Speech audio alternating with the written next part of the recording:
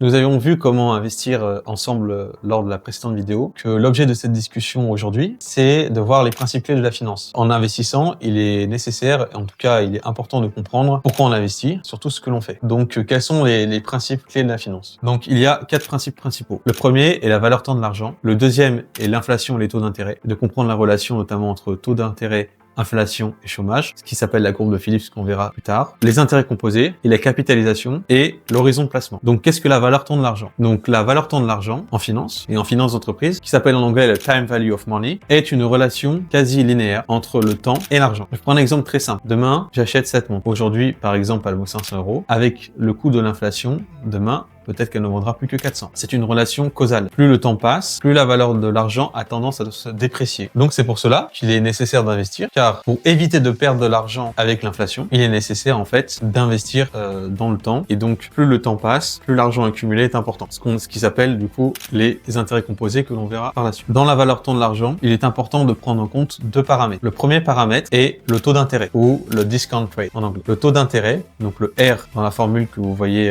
actuellement, qui s'appelle la VAN en anglais, la valeur actualisée nette, qui permet de calculer du coup le coût du capital et donc la valeur temps de l'argent. Le taux d'intérêt est très important car il permet pour un projet de déterminer son rendement. Et donc le rendement d'un projet est hyper important et donc avec la formule que vous voyez, on peut calculer le rendement d'un projet de manière très précise. Et vous allez me dire, mais pourquoi faire tous ces calculs? Eh ben, c'est extrêmement important. Par exemple, si vous investissez dans des actifs tangibles, si vous investissez dans l'immobilier par exemple, il est important de savoir le taux de rendement interne. Voilà, de savoir si un appartement va rapporter 5%, 10%, 15%, 3% par an, voilà, et de comprendre quelle est la valeur cumulée et actualisée de ce taux d'intérêt. Donc c'est un sujet extrêmement important. Ensuite, il est important de comprendre donc le taux d'intérêt et le temps, le T dans la formule, car un taux d'intérêt de 3% sur un an n'est pas le même qu'un taux d'intérêt de 3% sur 10 ans, vu que vous avez les intérêts qui sont cumulés chaque année. Donc c'est une relation qui est croissante, d'où l'intérêt d'investir dans le temps, car même si le rendement d'un projet n'est de que 4 ou 5% qui peut vous paraître faible. Ça peut être le cas, par exemple, de certains livrets bancaires, de certaines obligations, par exemple, de certains projets dans l'immobilier. Le fait que ce soit cumulé sur une longue période vous permet en fait d'avoir un rendement intéressant au terme du projet. Donc plus le temps passe, plus l'argent cumulé est important. Il est très important en finance aussi de comprendre la notion de l'inflation. Donc l'inflation, c'est une notion macroéconomique que tout le monde connaît, en tout cas tout le monde a entendu parler de l'inflation, mais tout le monde connaît le terme, mais personne ne connaît vraiment son sens et la façon dont il est calculé et la façon dont il compte dans vos vies. Prenons un exemple très simple. Si vous prenez votre panier de courses, voilà, vous allez demain au supermarché et vous faites les courses pour la semaine. Peut-être qu'il y a 5-6 ans, en tout cas avant le Covid, ça vous coûtait peut-être 100 € par semaine, admettons. Maintenant, ça va peut-être vous coûter plutôt 180 voire 200 € par semaine. Donc on est sur une augmentation du coût de la vie. Donc l'augmentation généralisée des prix qui est l'inflation. Comment est déterminée l'inflation? L'inflation est déterminée par un panier moyen calculé par l'INSEE. Et ce panier moyen comporte des références de prix. Donc ça peut être le carburant, ça peut être le prix des pâtes, le prix pas mal de biens et de services, ça peut être le prix des ordinateurs, le prix des télévisions, le prix de plein de choses. Et ça mesure évidemment l'effet de ces prix. L'inflation est mesurée chaque année. Il y a différentes façons de la mesurer et elle a connu un pic en 2022 avant de ralentir actuellement. Dans tous les cas, vous avez pu constater que l'augmentation du coût de la vie depuis 5 ans est très élevée. La valeur temps de l'argent est aussi liée à la monnaie. La monnaie est un principe fondamental en finance. Comprendre qu'est-ce qu'une monnaie. C'est quoi l'euro? C'est quoi le dollar? C'est quoi l'yuan? C'est quoi la livre? Une monnaie est une fiction finale. Pourquoi? Car les bouts de papier, ce sont des bouts de papier que vous échangez soit en donnant de l'espèce, soit en payant par carte. Ce ne sont que une valeur fictive qui a été accepté par la société pour échanger des biens et des services. Car on était passé, j'en reviens à mes références historiques, mais c'est très important de comprendre l'histoire pour comprendre d'où on vient et où on va. Alors, dans l'Antiquité, par exemple, avant que la monnaie soit inventée, dans les temps très anciens, il y avait du troc, par exemple. Voilà. J'échange un bien contre un autre. On est passé du coup à la monnaie pour des questions de simplicité, de praticité et surtout, voilà, si j'ai pas de bien échangé, bah, j'ai de l'argent, je l'échange contre un bien ou un service. Donc ça, c'est important.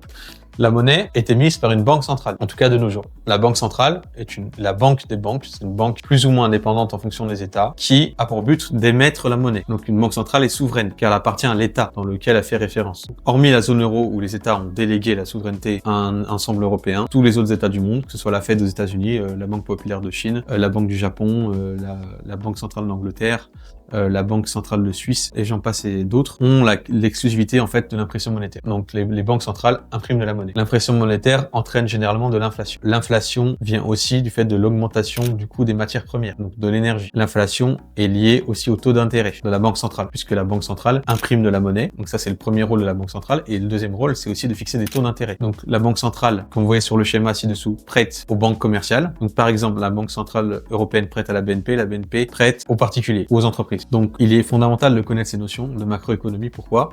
Parce que on comprend en fait d'où vient l'inflation, on comprend comment la maîtriser et on comprend surtout le rôle ravageur, et quand j'ai bien ravageur, de l'inflation sur l'épargne. Si 100% des Français, et d'ailleurs abonnez-vous à la chaîne puisque ça permettra de faire connaître cela au plus de monde possible, et si 100% des Français le savaient, ils placeraient leur argent. Pourquoi ? Je prends un exemple très simple. Admettons que nous avons une inflation à 5%, qui était le cas il y a 2 ans, et vous avez un livret A 1,5, c'est le cas aujourd'hui. Vous avez une perte mécanique de 3,5% par an sur la valeur de votre épargne. Donc même si vous avez 10 000 euros sur votre compte courant, bah oui, dans 5 ans, il y aura 10 000 euros encore.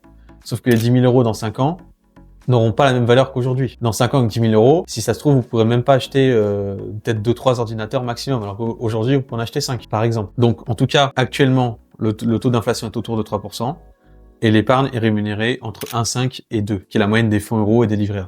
L'épargne non rémunérée. Donc, ce qui fait que il faut comprendre la valeur temps de l'argent. Il faut comprendre qu'investir dans le temps rapporte plus, à condition que le taux d'intérêt qu'on a gagné, le fameux R, rapporte plus que l'inflation. Parce que si ça rapporte pas autant que l'inflation, vous allez perdre de l'argent. Ou sinon, ce sera neutre. Vous gagnerez pas. Donc, c'est un aspect extrêmement important. Donc, on a aussi parlé du coup de l'inflation et des taux d'intérêt.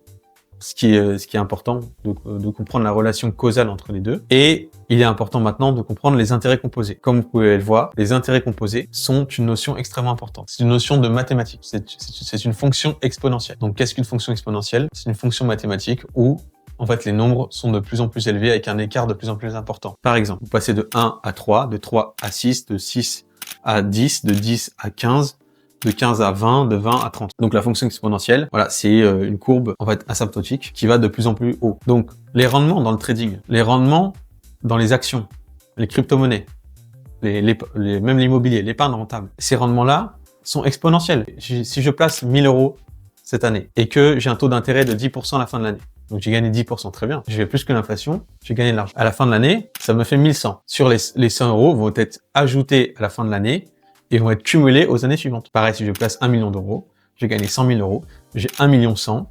L'année suivante, je vais réinvestir avec 1 million 100. Et ainsi de suite. Ce qui fait que les intérêts se composent, donc se cumulent d'année en année, en année, en année. Donc c'est pour ça que c'est intéressant d'avoir de l'épargne long terme.